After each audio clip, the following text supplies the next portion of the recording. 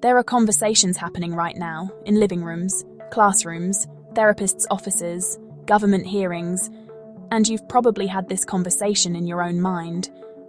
And they all seem to circle around the same idea: social media is the problem. It's making us more anxious, more distracted, more alone. It's changing how we think, how we connect, and even how we feel about ourselves. And honestly, it's not hard to understand why we've come to that conclusion.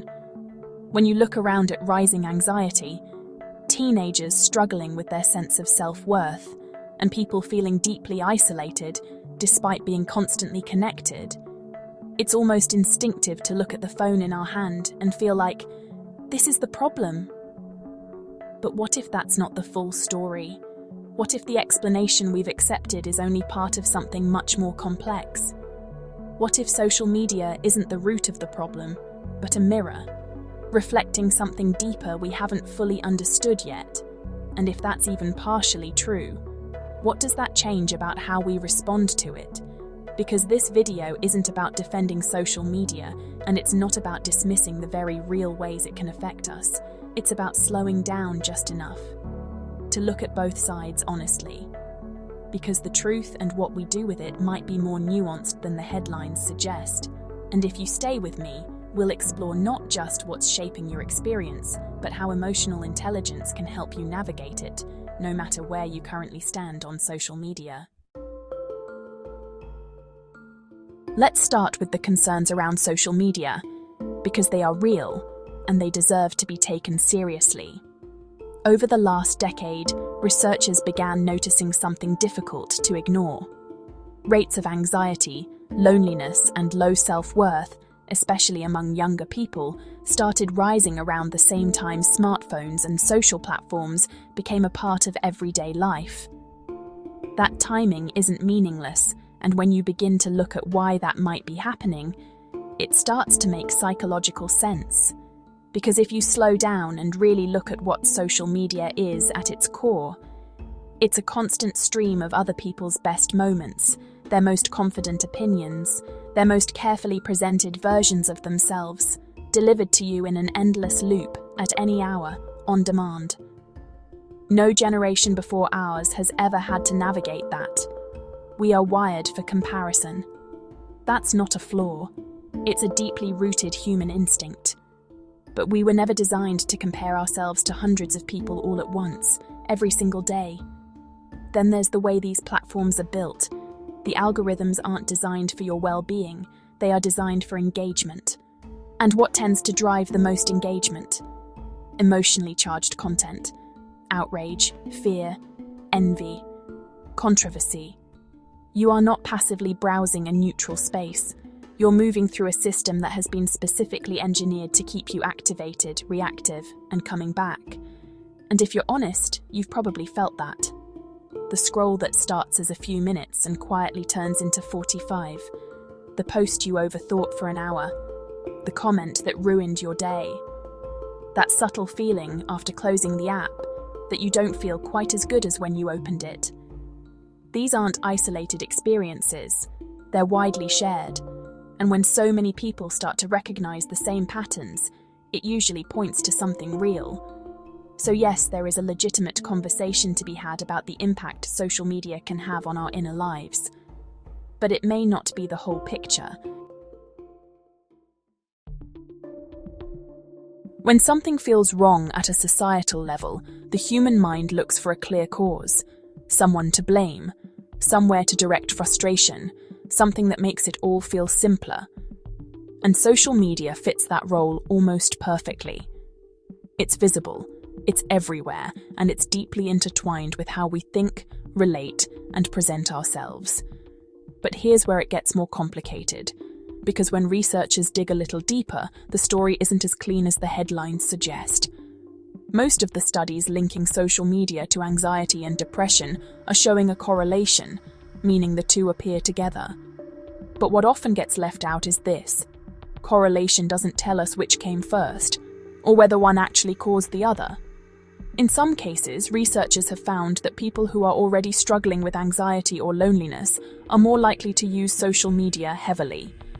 Not necessarily because the platform is creating those feelings, but because they're looking for somewhere to put them. A place for connection, for distraction, for reassurance. In other words, the platform may not always be the source of the pain. It may simply be where the pain lands. And there's something else worth considering. For a lot of people, social media has been genuinely useful, even genuinely connecting.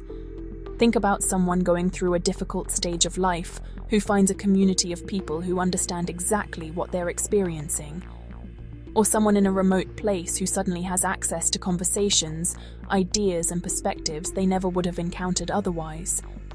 Or someone who's naturally introverted and finds that a lower pressure online space is actually where they communicate more openly and honestly. These experiences are real too. They just don't get talked about as much because they don't create the same sense of urgency. And when you step back and look at both sides, the picture becomes less absolute. Social media isn't uniformly harmful, and it isn't uniformly helpful. It lands differently depending on who you are, what you're carrying, and how you're using it, which raises a different kind of question. Not just, is social media harmful? But, what is it individually that shapes how we're affected by it? But that doesn't mean we ignore the harm.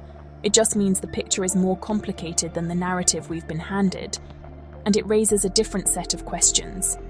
What if social media isn't the root problem, but a mirror reflecting something deeper we haven't fully understood yet? Are we reacting to the platform, or to something within ourselves that the platform is revealing? If this way of looking at things resonates with you, subscribe and stay connected to more of these conversations. Every struggle that tends to surface on social media, the comparison, the need for validation, the fear of judgment, the loneliness, the performance of a version of yourself you hope will be accepted, none of these were invented by a platform. Every one of these experiences existed long before anyone had a smartphone. These are deeply human patterns, as old as humanity itself. The fear of being rejected, the desire to belong, the hunger for validation, the quiet question of whether we're enough. Social media didn't create these vulnerabilities. What it did was give them a very fast, very public, highly responsive, and always present space to play out in. It turned up the volume on feelings that were already there. So what does that actually mean? It means that if social media disappeared tomorrow, those underlying needs and fears wouldn't disappear with it. They would simply find somewhere else to surface. Now, this isn't an argument for doing nothing. The way these platforms are designed matters. How we use them matters. How we introduce them, especially to younger people, matters. And it absolutely makes sense to notice how different apps affect you, to set boundaries, and to protect your mental space. But it also suggests something deeper, and that the most meaningful work isn't only about the apps. It's about understanding yourself well enough that social media begins to lose some of its power over you. Because when all of the blame is placed entirely on the platforms, there's a subtle risk we overlook the part of the experience that comes from within us. And that's exactly where emotional intelligence starts to make a difference. Not necessarily by avoiding social media, but in understanding how we relate to it. So how do we begin to shift this?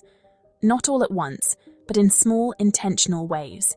This is where a few emotional intelligence practices can begin to gently reshape your experience both with social media and with yourself. The first place to begin is simple. Just pause before you open any platform. Even for a few seconds, just pause and ask yourself, why am I opening this right now? Is it boredom, loneliness, avoidance, curiosity, or a desire for connection? Not to judge it, just to notice. Because the moment you know why, your relationship to the behavior starts to shift. You're no longer moving automatically, you're choosing consciously. Another important shift is to build your sense of self offline first. Social media isn't a great place to discover who you are, it's a place to express who you already are.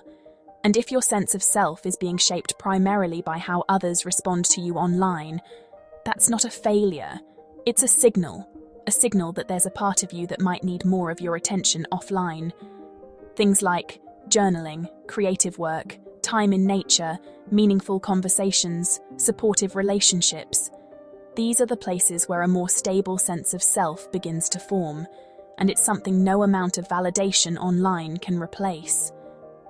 A third practice is about getting more specific about what you're feeling. It's called emotional granularity.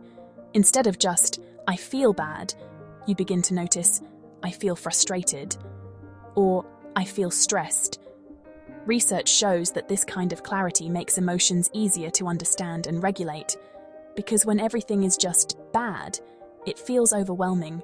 But when it's more specific, it becomes something you can actually work with. Something else that helps is staying curious instead of certain. When it comes to social media, it's easy to fall into extremes. It's either harmful or helpful, good or bad. But emotional intelligence allows for something more nuanced, the ability to hold two things as true at the same time.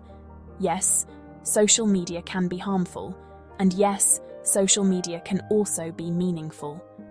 This isn't confusion. It's just a more honest way of seeing things, because the world is rarely as simple as we want it to be. And finally, and most importantly, make your real life your priority. Not as something to document or perform online, but just living your actual life. When your real life is grounded in connection, meaning, and presence, social media naturally shifts and becomes a supplement, not a substitute, something you use, not something that quietly starts to use you. So, are we wrong about social media? Not entirely, but not completely right either. Social media isn't neutral. It has real psychological effects. But it's also not the sole cause of the emotional struggles we're experiencing. It's an amplifier, a mirror, a system that interacts with something already human. And maybe the most important shift isn't removing it completely or blaming it entirely, but learning to relate to it differently with awareness, with emotional clarity, and with a quieter kind of control. If this resonated with you, consider sharing it with someone who might be trying to make sense of this too. If you'd like to keep exploring emotional intelligence in our modern world, subscribe to the EI Code, where we don't just decode behavior, we decode the emotions behind it. So you can live your best life with greater awareness, depth, and peace. That's emotional intelligence, and it starts with you. If you want to go deeper, or apply this in your own life, I've linked a few helpful resources related to this topic in the description below. Now, there's another video on your screen that looks at a different emotional challenge shaped by the digital world.